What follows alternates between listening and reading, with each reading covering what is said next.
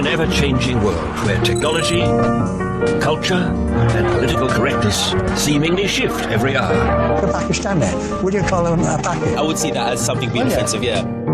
We are a few of the mature generation that grew up in that other country they call the past. For us, the modern world can be a confusing place. My fans have seen every part of us, even me vagina. Well, it's not clear if what's good for the young is really right for us. Oh, heck. Or how out of touch our generation is. I killed 2 people. Good Lord, have you? And what can we take from the modern world to improve our final years? That's a bollocks phone.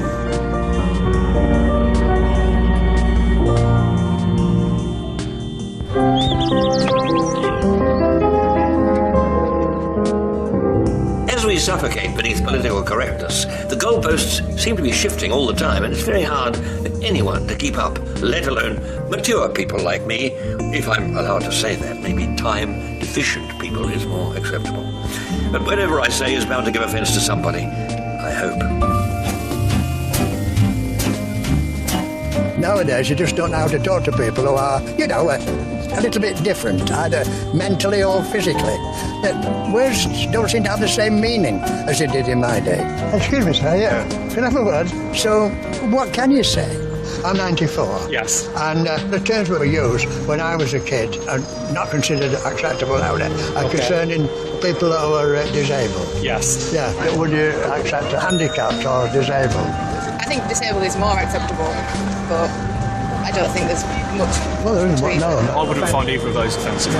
I wouldn't even say handicapped. No, I'd say disabled. When I was at school, there was one lad who was rather a low IQ, and we used to call him a cretin. What about these words like cretin? No, definitely not, no. Yes, I wouldn't say that either. Why would you think that was... I think I've been brought up with it being quite an offensive word. Nobody thought anything about it. Vegetable, that was another one. What do you think about this? You know the word spastic?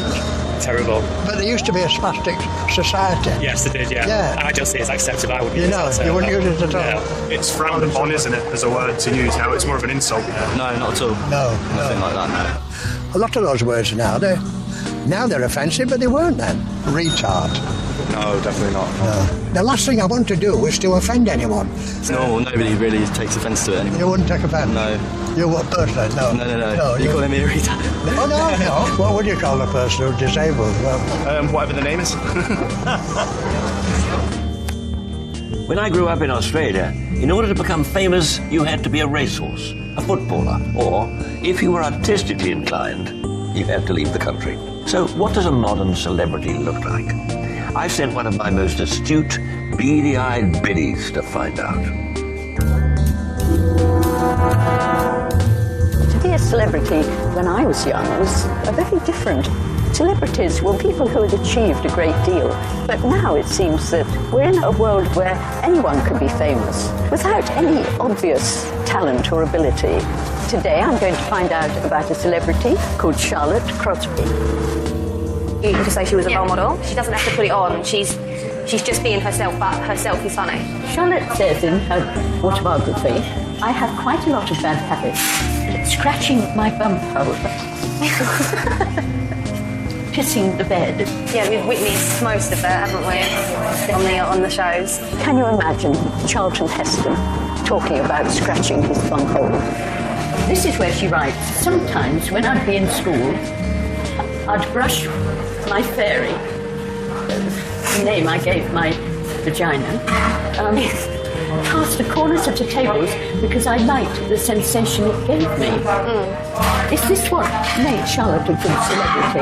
I think with Charlotte, I don't personally ever think that I want to, wee in a cup after a night out and do the things that she's done. But I don't know how you feel, but I have weed in a cup in the car before. I think Charlotte is admired for loud, lewd, outrageous behaviour, and that I find quite surprising. It's puzzling for me. Hi Laura, how are you? Let's have a little hug.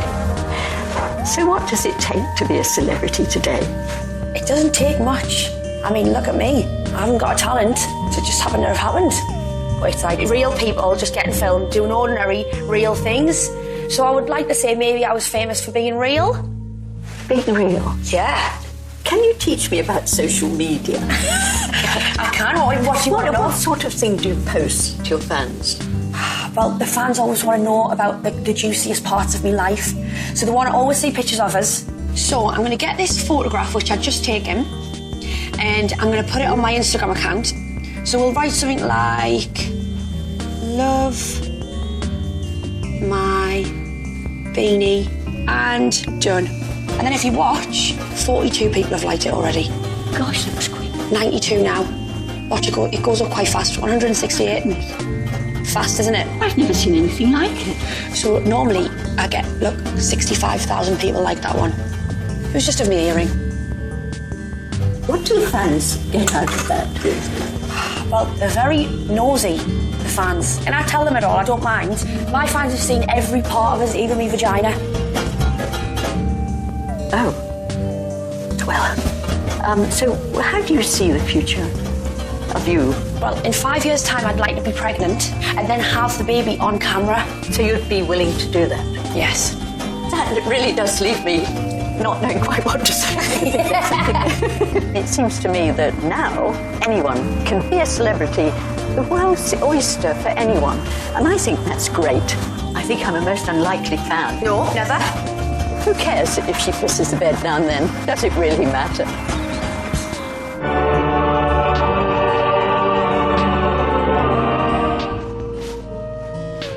Only kidding. Young people think they're invincible and immortal, so the idea of death makes them uncomfortable. I ponder a lot about my own funeral, and I haven't decided to be buried or cremated. Do I want an open casket or just one that springs open occasionally when I want to go for a walk? So why is it so hard for young people to talk about something that's only going to happen to all of us when we're not even there? When my husband died, I decided to keep him at home for the 8 days leading up to the funeral. And it was a great comfort to me because I could visit him whenever I wanted. Young people, though, seem to be scared of mortality. I'd like to find out just how squeamish they are by asking a total stranger to give me a hand with my funeral. Do you want to have it shampooed? No, just a style. I want to try out a style. My hair is very fine, and I want it to really frame my face, please. Yes? Do you have people coming in here often for special occasions? Yes, we do. Yes, we do. We do weddings. We've got a wedding coming up shortly. Okay, enough of the small talk. I'm going to break the news. This is for a very special occasion. Okay. It is actually for my funeral. I want to look really nice. Okay. When I die, I'm going to be in an open coffin in my own house. I want to look as sexy as possible. Yes, I do. I'm going to try and achieve that. You achieve that for me. That is wonderful of you. Yes, that looks very good, that side. I don't think I could ever achieve that myself. Would you be prepared to come to my house and make sure that I look as good as this? It's a good question. I'd like to say yes. Can I think about it? Oh, please do. Would it be all right if I take your telephone number? And yes, perhaps it would be better to have your mobile. And it would be a great honour for you to come and help me when I'm dead. I don't know if I could do it. It'll break my heart because I've known you now alive and I really like you and you're wonderful and I might just slob all over you. No, it was too much for her. Death and the young aren't happy bedfellows at all. Well, it's been a great experience and sadly, probably the next time we meet, I'll be dead. Thank you again. Bye.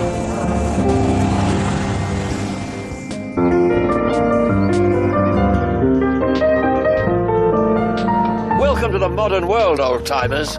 These days, courtship has turned into something called image crafting. All you have to do is present a flattering impression of yourself, send it out online, and hope that someone will buy you an expensive drink. So I'm trying to find out whether online dating is successful. So I'm about to get a lesson from a fella who says he's very good at it. In my day, I would put on my best jitterbug suit and encourage his girl. And then you ask her for a dance, and then, well, away you go, you know. And you're in it, boy. Hi, Chris. Nice to meet you. Come in. Good to see you. So, Chris, tell me all about looking for somebody on the internet. Go and tell me. Well, basically, dating now is as sad as it sounds. Most of it is done on a phone. Right, yeah. So right. you put your pictures on, and then you can then go on here and search for your chosen date. And then all you've got to do, if you don't want to date them, you go left, and if you do want to date them, you go right. I tell you what, there's one little disadvantage there. Sometimes you get to meet them in person, it doesn't look the same. No, exactly. Yes, I'm guilty of it myself. Yeah. I am. This one, I have given myself a bit of a tan, so I won't lie to you there. I've got quite a belly on me, but in the right picture, if you tense enough, you can. It's like false advertising, really, but everyone does it, and the girls do it as well. So what you got to do? We've got a nice white background here, and then if you've got a bit of a jowly neck like me, you haven't actually, but I have. You've got to put your head forward slightly, just like a pigeon, just like that. Not much, just like that, and then smile, and then take it out. Let's see what happens. And what you want to do there is then edit the skin colour, a bit more of a tan. Done. Something not just right in it, is it? You know, because you alter something on that. If they're a little bit misleading, it's fine, because the pictures are going to get them through the door on the date. Once they're on the date, use your personality to keep them and charm them. And that's, I think, how it works. Nah, I don't think that works all the time, because these girls nowadays are pretty savvy with those sort of things. Well, if you say that, it seems to work for me. Getting the attention of the younger generation is harder than ever for us older folks. Don't forget, though, that some of them still think we're wiser than they are. We may not be sending naughty selfies of ourselves in uncalled for positions, though I do. But whatever we say, no matter how ridiculous, generally gets a polite hearing and a nod of grateful acknowledgement.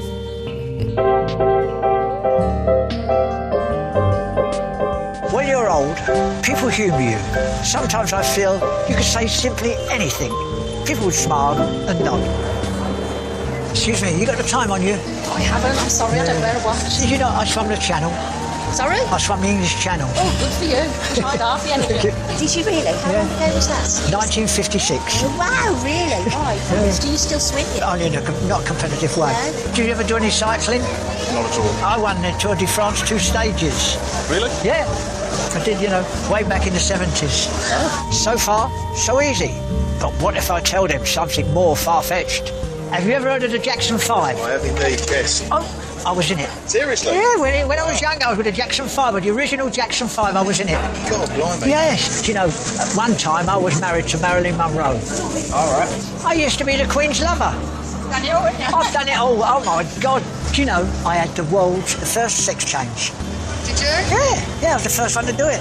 How about if I told them something that couldn't possibly be true? I started the Great Fire of London. Yep. Yeah. Oh, is that tasty? When we were building Adrian's Wall, we used to be very hungry. I helped to build Adrian's Wall. What's that? Yeah. Bloody hell. I've spent all day talking rubbish and not a single challenge. Now, I discovered the atom. It seems you can say literally anything and no one will bat an eyelid, except perhaps until you've gone. Well, remember, I discovered the atom.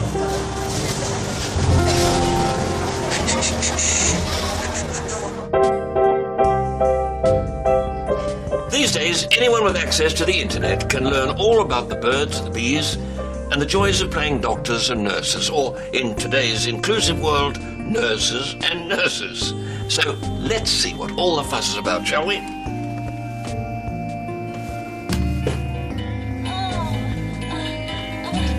Oh, I think I've seen this. Two young women seem to be dressing a Christmas tree in the nude. They're playing with their baubles, and they're playing Santa and chimneys. Why not?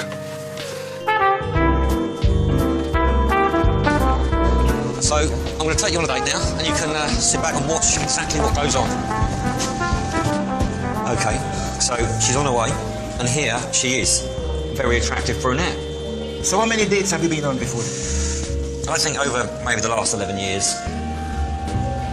500. 500? 500. And how many were successful in that time? If it led to a relationship. 5. 5? Yeah. So there is any time at all you'll say, oh, well, I've had enough. Back it. I will say it when I get a date from this and I meet the girl, I'm just knocked off my feet, done. Hi there. Nice to meet you, Chris. Hi. This is Winston. Hello, Winston. Hello. Very nice to meet you. Nice to meet you. I'll be really happy with just some water. Oh, really? Yeah. Are you sure? Yeah. So, you got much planned for this weekend then? Rest. Oh, really? Just rest. Just rest and water. Yeah. Nightmare. Yeah, awful. Yeah. I'm just going to pop to the toilet quickly. Just, Cool. just excuse me. How is your day so far? How's it going? A bit boring. A bit boring. After today, I don't think I'll be doing online dating. It's not reliable. And when they actually meet the person, it's nothing as what is on the picture. Well, on that note, I'm finished. So, yeah. Thanks for coming. Cheers. I think Chris's chance of finding love on online dating is near.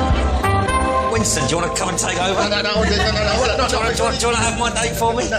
Now, thanks to this handy and informative guide compiled by yours truly, you should be a little more in touch with the modern world. But we need to know how the young ones feel about us. Let's go back to our diverse think tank and see their reactions to a new invention of mine, which is intended to ease some of the problems they are saddled with when we old folks selfishly decide to pass on. Hi, welcome. Thanks for coming into this focus group today. We're going to be discussing the invisible inheritance system from leading OAP tech company Greycore.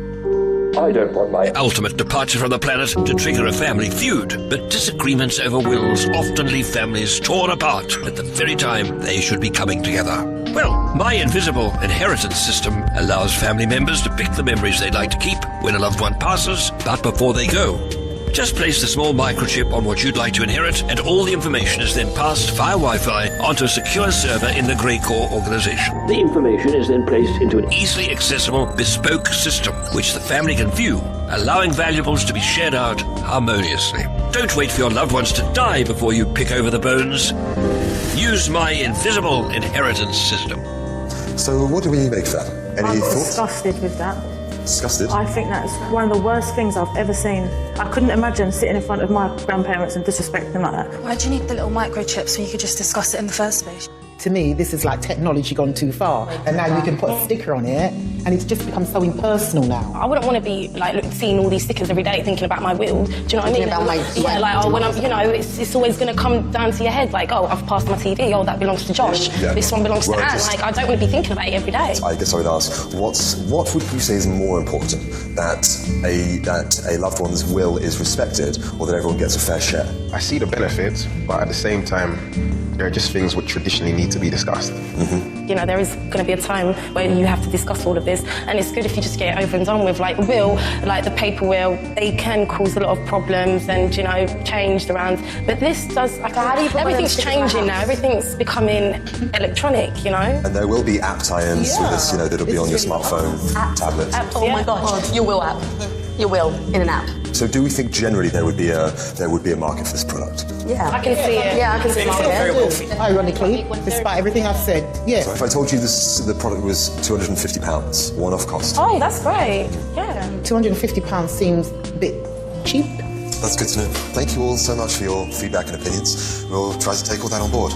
Well, I'm Barry Humphries, and I'm encouraging you all to live joyously in the present and take the pleasures of life as they come. In the words of Caitlyn Jenner, if you don't use it, you lose it.